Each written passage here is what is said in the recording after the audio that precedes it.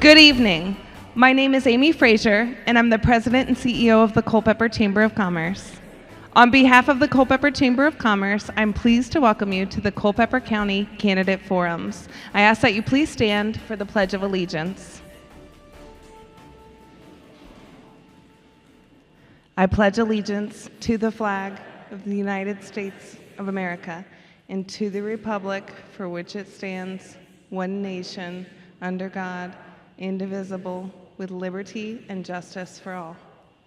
Thank you. You may be seated. We appreciate your attendance tonight as we aim to provide you with informative sessions. Candidate forums are designed to provide voters with an opportunity to learn more about the individuals running for office.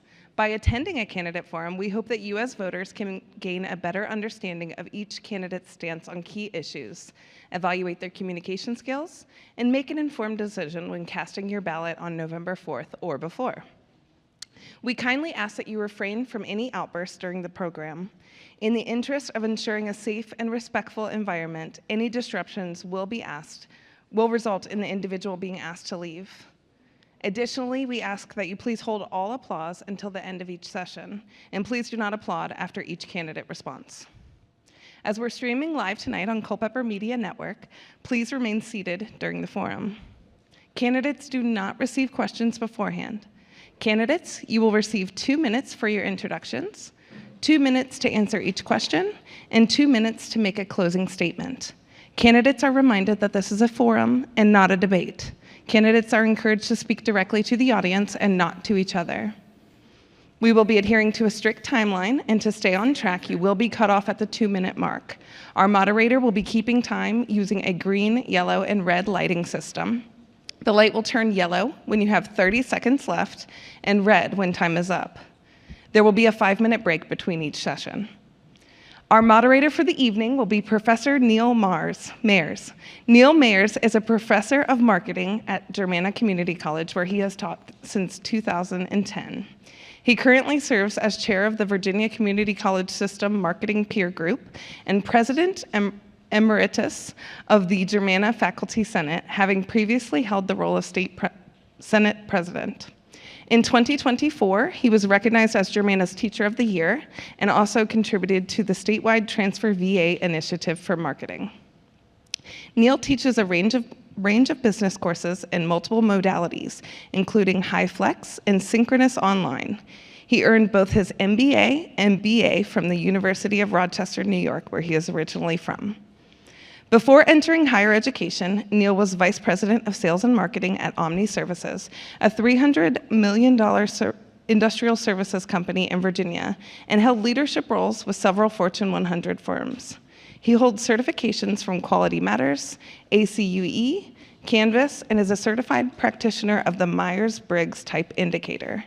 Thank you for joining us and to further your knowledge of this area. And without further ado, I'm pleased to pass it along to our moderator, Neil Mayers.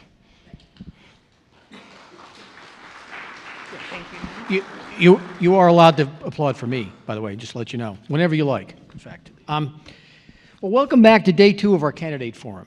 Yesterday's group set the bar very high, but I have no doubt that tonight will be just as engaging and maybe even a little more entertaining for our local voters. Now, let me remind everybody that this is an open forum, not a debate.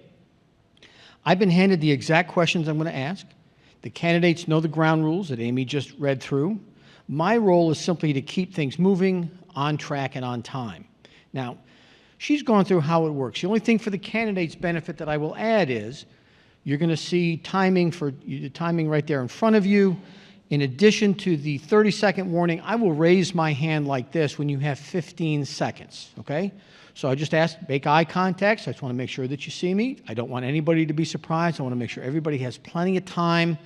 But I also will tell you that at 2 minutes, I'm going to thank you for whatever you had said and move on to the next candidate. So just want to make sure everybody understands I'm doing my job. We're going to leave friends if one way or another, but I just want to make sure that you follow how the process works. I'll give you a 15-second warning. Now, I'm also going to be honest. I've been reflecting on it over the past day, and I realized that 2 minutes is not a very long time. And I have a lot of respect for what y'all are doing and what the incumbents and how much time and effort you put into this and how much heart and soul you're putting into your campaigns. And it struck me that 2 minutes feels like a painfully short period of time. I felt bad at times last night. I had a couple of times tell people, I'm sorry, but we're out of time. But you worked hard on your campaigns, and squeezing your message into 120-second bites isn't easy. But let me give you some perspective. And I want to ask a question, and this is for everybody, and I can't help, I'm a teacher, I can't help it, I'm sorry. But I got to ask a question. Who remembers who Edward Everett is, besides us history teachers? Anybody remember who Edward Everett is? Okay, are you a history teacher? You can't answer it then. Never mind, okay. Seriously, are you a history teacher?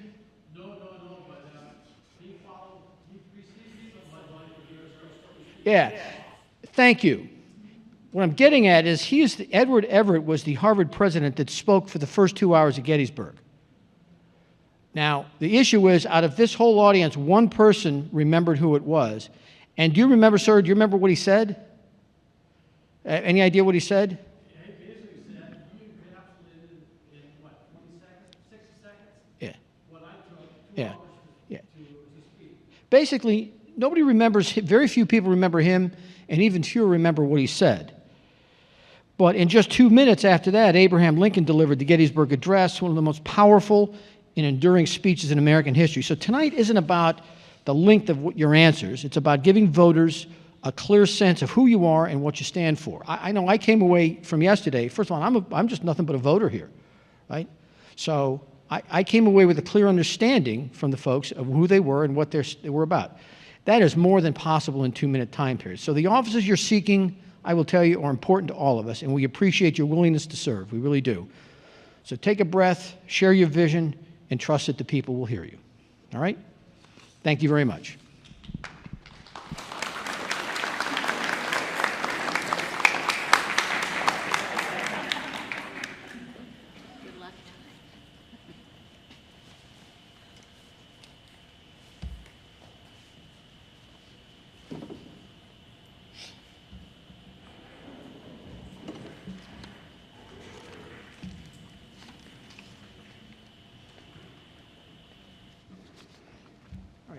Are we ready? Can you hear me? Are we ready to get started?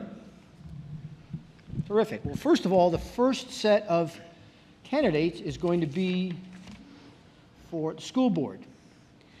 Now, we do have, in addition to Ms. Sheeds here, who is from Jefferson District, we also have, I have statements. Before we begin, a few candidates could not attend due to prior commitments, and I will be reading a statement from them so the audience can hear their perspective. So we're going to do that first, and then Ms. Sheeds, you're going to have the opportunity to go through the full process and have lots of time to both state your position and answer a question.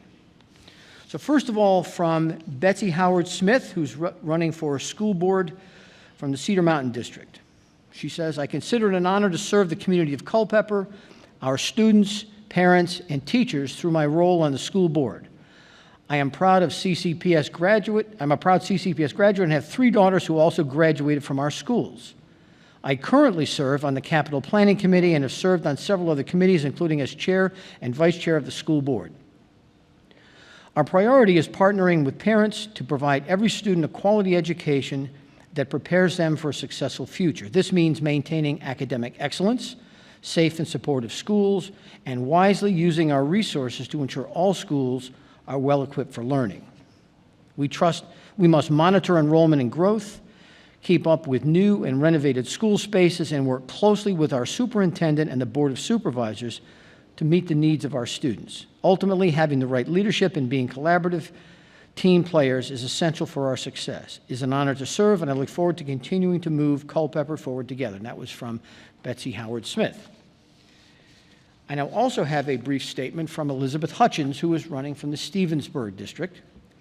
And Elizabeth says, thank you to the Chamber for providing this opportunity. In all my years of public service, I have never missed a forum, but I had plans scheduled for out of town this week prior to learning of the forum date and was unable to cancel or reschedule them. I believe this forum is important and would have attended. I am running for re-election to the school board from the Stevensburg District. I am a native of Culpeper and a graduate of CCHS. I taught in Culpeper schools as did my mother and my late husband. I have served on the board for 20 years. My experience and knowledge of the school system and of the county allows me to provide valuable input for the decisions as we move forward.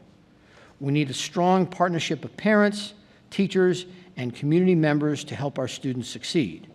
We must continue to monitor our safety protocols and stay focused on preparing students for the workforce. The Board of Supervisors has supported the construction of our 7th elementary school to address our increasing student population. Please contact me with your concerns and suggestions so we can continue working together for our students. I would appreciate your vote in early voting and on November 4th. Thank you. All right, very good. Now, Ms. Sheeds, we appreciate your being here. You now have 2 minutes to deliver your own opening comments, after which you will also then have an opportunity to answer a question. So, Ms. Sheeds. Okay, I'm really honored to be here in front of you tonight. This is the first time for me. I have lived in Rixieville for 38 years. I married a lifelong Rixieville resident. We raised our 2 sons here, and we currently have 2 granddaughters in the Culpeper County school system. I grew up in Warrington. I graduated from Fauquier County Public Schools and went on to the College of William and Mary, where I received my degree in education. After college, my first teaching job was in Stafford County, where I taught for 9 years. And then after 9 years, I took a pay cut to come to Culpeper County because I wanted to be in the school system where my children were going to be in school, because I so strongly believe in community involvement, parental involvement in our schools. So I came to Culpeper and I taught here for 25 years. I retired in 2015 after 34 years of teaching public school. Since 2015, I have recharged, revitalized, re-energized. I took a course. I got a yoga teacher certificate. I teach a regular yoga class.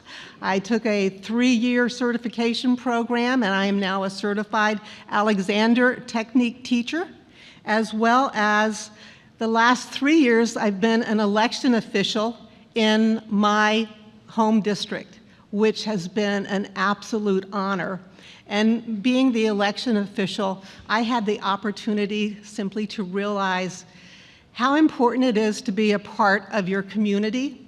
And that was really what inspired me to come back into the educational process so that I could be here to be a part. Even though I'm retired, I have a lot to offer to our system.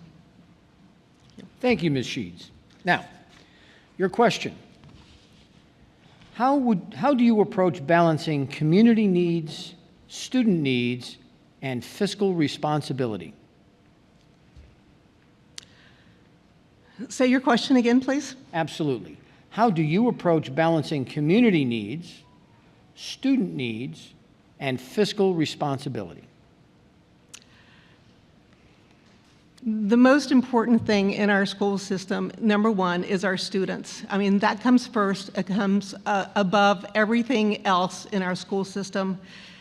Having parents involved in their children's education is vital to success for students in our school system.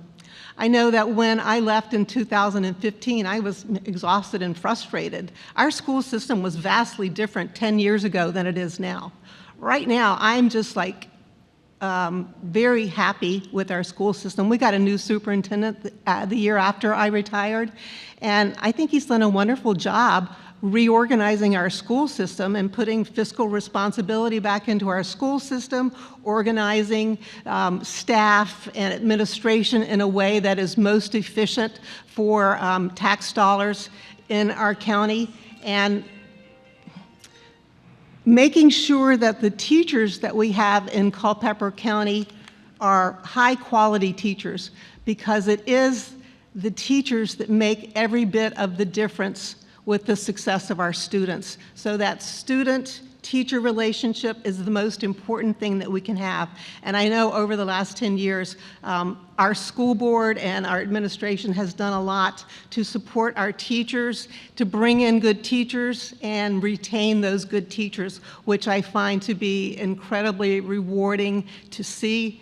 As I attend school board meetings and school board work sessions, I am always impressed with the reports that I see coming out from the administrative staff with their reports on fiscal responsibility and the community involvement within our schools. So I would love to be a part of this system again. Wonderful. Thank you. Now, you have the chance to offer 2 more minutes with a closing statement. I think we'll try to pause here and let you catch your breath, Ms. Sheets. That's a lot. And Yeah, that was a surprise. Those weren't the questions that came on my sheet, but okay. Very good. Very good. So also, and I cannot, as you're doing that, I cannot imagine, so you're saying you were burned out after teaching for a while? I cannot imagine how Only that could 34 happen. years. Only 34. I've only been doing it 15. I can't imagine how that would happen, so. Yeah. With lastly, Ms. Sheets, you now have 2 minutes to offer some final closing remarks. Okay, first of all, it is just such an honor to be sitting here, that a simple country girl right here from Rixieville, there's a electoral process in place that anybody that wants to run for public office, there are steps involved, and I'm just tickled to death to be here in front of you tonight with the opportunity to hopefully serve my constituents in the Jefferson community on the school board.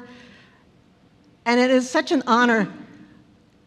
I believe strongly that we need to be instilling those kind of values in our children, our next generation, so that there's no limits to what anyone can accomplish. I just want to make sure that it's clear that coming into this position, I have no political agenda, no hidden ideological values. I'm a traditional girl. I believe in God, family, and country. I believe in the Pledge of Allegiance and the moment of silence before our school board meetings and every morning before school. I am just really proud to be a part of this Culpeper County school system that offers so many opportunities, different opportunities that empower each of our students. Over the last 10 years, with the changes that are coming, that have come and that are coming as our school system continues to grow, I wish to be a part of this team, this school board group that makes the decisions, that ensures that as Culpeper grows physically, that we don't neglect what's most important, and that's our students. And so that needs to stay our primary focus, regardless of all the other stuff going on. So I humbly ask for your vote, and I appreciate your being here tonight. Thank you. Thank you, Ms. Sheets. Most appreciated. I know that's difficult doing that up by yourself. You did a wonderful job. Can I keep my name tag? All right?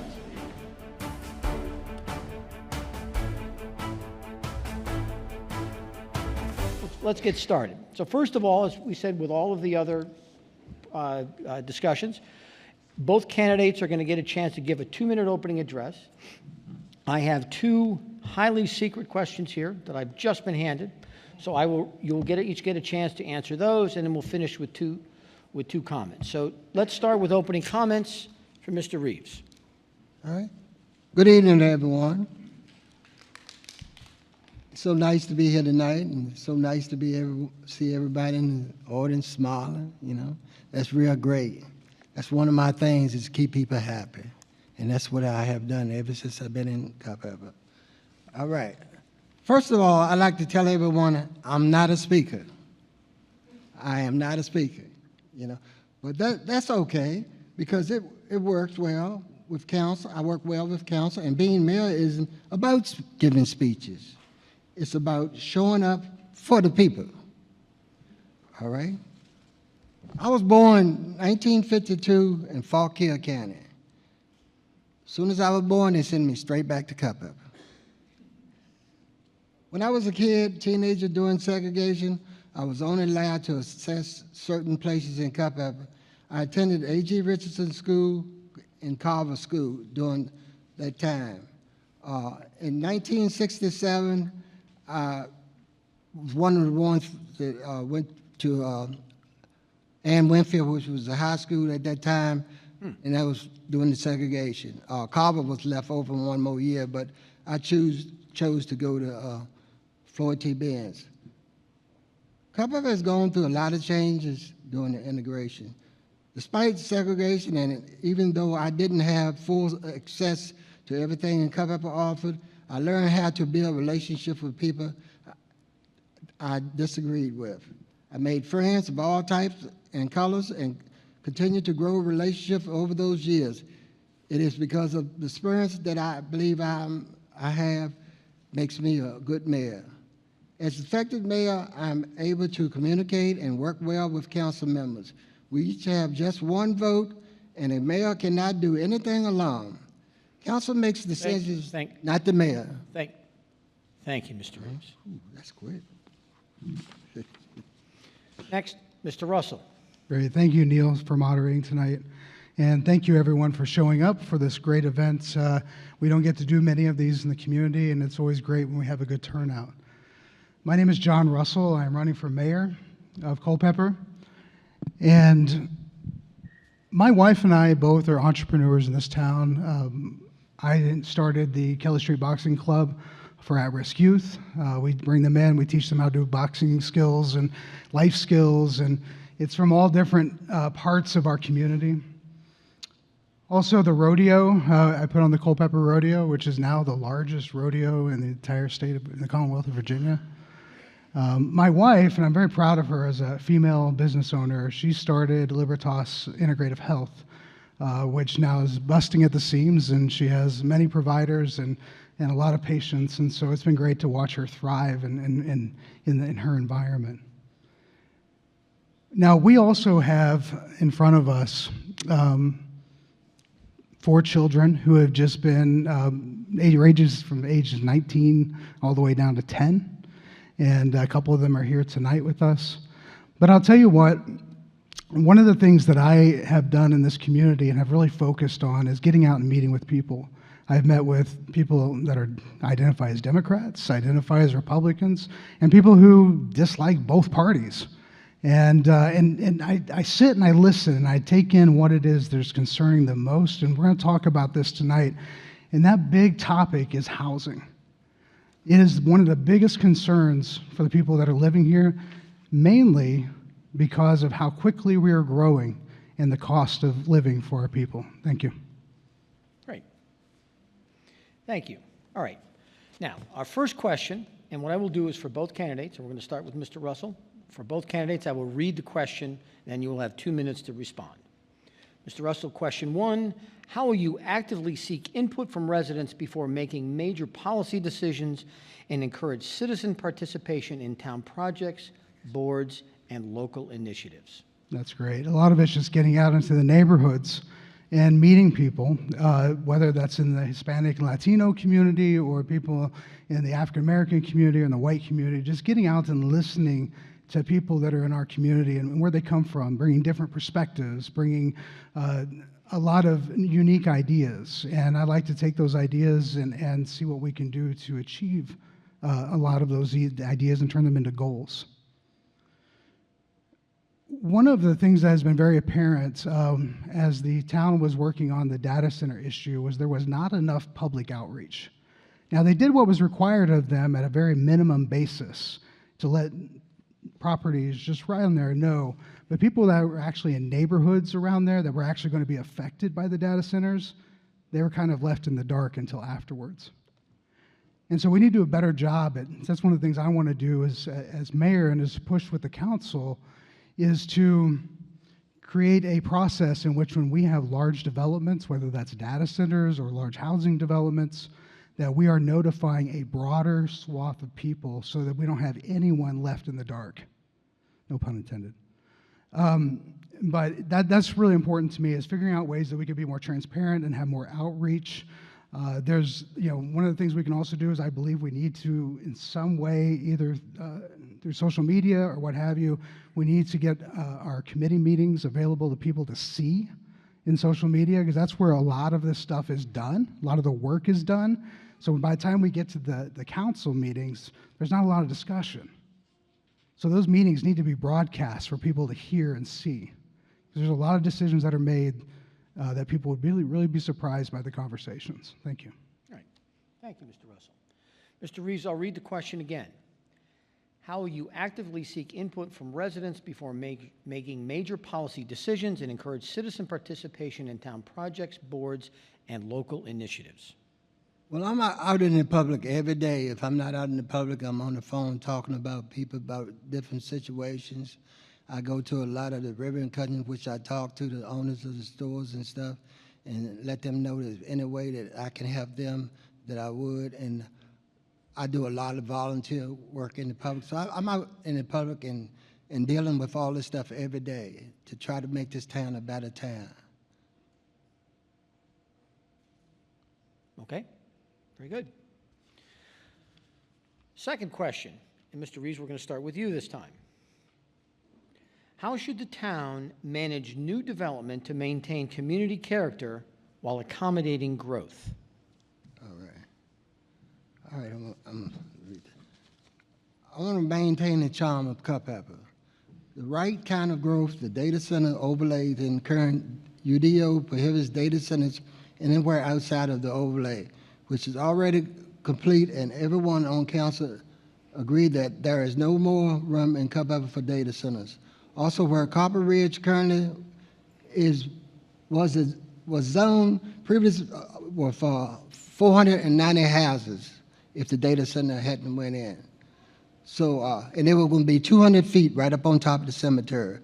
The data center is going to be 1,000 feet away from the cemetery, plus that now I have heard that they're coming back with questions to move it even further away from the cemetery. All right? It would have been a by right built on these houses because a decision had been made in 2005 to build these 490 houses, so the council that's on now would not have been able to stop that. Also, the data centers will bring income to the town, will help us to deliver amenities without raising taxes. We haven't raised taxes in about 10 years, so that's one good thing. Okay, very good. All right, thank you. Let me read the question again from Mr. Russell. Yes, please, Neil. How should the town manage new development to maintain community character while accommodating growth? Almost 50% of our adult population commute to Nova in town. And of almost 50% of those who make up our workforce in Culpeper are from Madison, Orange County. They're feeder counties. We have issues in regards to housing when we allow things like Ryan Homes and these big housing additions to come in. They blow up the cost of housing far beyond what the people here locally can afford. And they're feeling the pinch. And so one of the things I want to do is put a moratorium on large housing addition rezonings. No more rezonings. One of the things also for data centers, we talked about an overlay. That's a possibility next month. But the overlay would be essentially a moratorium on data centers, as I've been calling for. This is really important for us to get a hold of where we're at on growth. Not having children walk in ditches to be able to get from point A to point B, but to put in the sidewalks necessary. Crosswalks in our downtown area where we need flashing lights and be able to, so people can see, so we're not getting people hit as they're crossing the street. There's a lot of things we need to focus on internally, and the other is economic development. UVA was looking to bring a medical campus here several years ago. They were looking to do that possibly out in the Riva area. I'd like to bring them in town. One of the issues that's problem with our businesses is that they're weather dependent, and they have to survive on whether the weather's going to be good and people are going to show up. We have got to create foot traffic for our local businesses to survive. Thank you. Great. Thank you. Both did a wonderful job with the questions. We'll finish with final comments. You have 2 minutes for final comments, and we will start with Mr. Russell. Well, I appreciate it. For me, housing is the issue. It is what I thrive on. And housing, not just for the people, like when I'm knocking on doors and people say, listen, I'm one paycheck away from losing my house, or I'm not going to be able to afford rent next week. Do you have anybody that can help me? Those are conversations I'm having week after week after week. Now, listen, that is not the problem necessarily of the town. It is not the problem of the presidency. It's just where the economy is right now. And we're starting to see this really catch up to people, and people are genuinely hurting in regards to being able to keep their house or to purchase a new house. So it's extremely important for me as the next mayor to focus on the housing issue. I don't see that there's any more important issue in front of us besides that. And that also includes helping the homeless. When I drive down every street, major street in this town, we're seeing homeless people there either camping out or asking for money.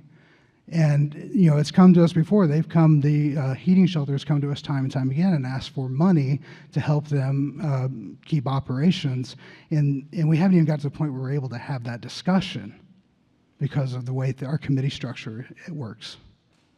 So it would be great for us to be able to address those issues as well, to address homelessness and the housing crisis as best as we can mitigate it here in Culpeper. And a lot of that is just a moratorium and our ability just to say no. We don't have to have large housing developments. We're pretty well off right now. So what we need to focus on is infilling. We need to focus on using unused spaces and getting some of these dilapidated homes remodeled or demolished and built new. Thank you. Great. Thank you.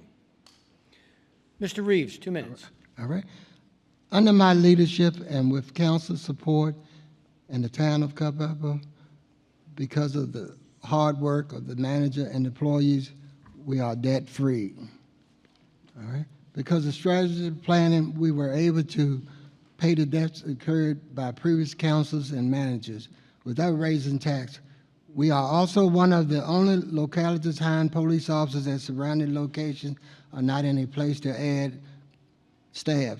The crime is down real low. We have worked to improve how we police programs, supporting town staff, beefing up training, pay, and benefits, because under the importance of investing in a strong and capable workforce that decreases turnover, increases efficiency, and improves customer service experience for everyone in Culpeper.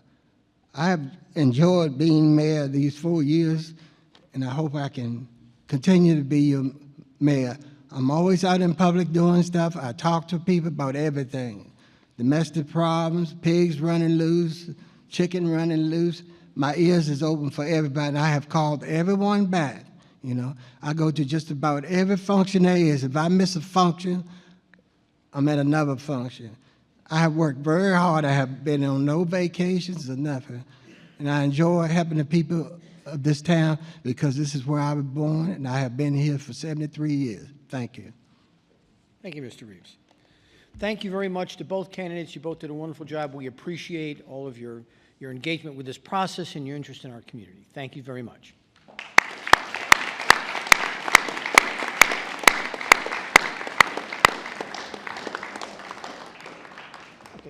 Okay. Thankfully, I'm sure everybody will agree, thankfully,